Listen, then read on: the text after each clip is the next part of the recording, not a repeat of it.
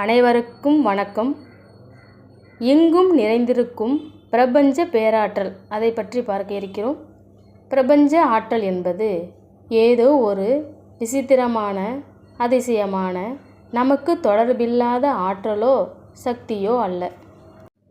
இயற்கையின் அத்தனை படைப்புகளும் உயிரினங்களும் உயிரற்றவையும் பிரபஞ்ச ஆற்றலின் பரிமாணமாகவும் வடிவமாகவும் இருக்கின்றன. நீங்களும் நானும் மற்ற உயிரினங்களும் உருவாக காரணமாக இருந்த சக்தி அது.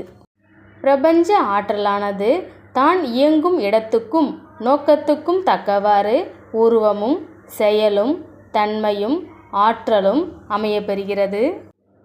இந்த பூமியில் எந்த ஒரு படைப்பு உருவானாலும் அந்த படைப்பின் அடிப்படை பிரபஞ்ச ஆற்றலாக இருப்பதினால் நாம் காணும் அனைத்தும் பிரபஞ்ச ஆற்றலின் மறு உருவமாகவே இருக்கின்றன.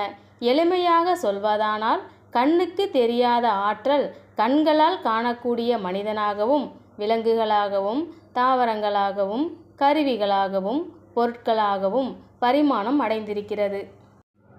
எளிமையாக சொல்லப்போனால், டார்ச் லைட் வெளிச்சத்தின் மீது மனிதர்களின் கையை நெருக்கமாக காட்டினால் டார்ச் லைட் வெளிச்சம் கையின் மறுபக்கம் தெரியும். இதற்கு காரணம், மனித உடலானது திடமான அமைப்பை கொண்ட உருவம் அல்ல. பல கோடி நுண்ணிய செல்களின் கோர்வைதான் மனித உடல். மனித உடலின் செல்கள் உருவாக அடிப்படை ஆதாரமாக இருந்தது இந்த பிரபஞ்ச ஆற்றல். அந்த பிரபஞ்ச ஆற்றலானது எங்கும் நிறைந்திருக்கிறது. அதை அனுபவித்து வாழ்வில் உயர்வோமாக. அனைவருக்கும் நன்றி, வணக்கம்.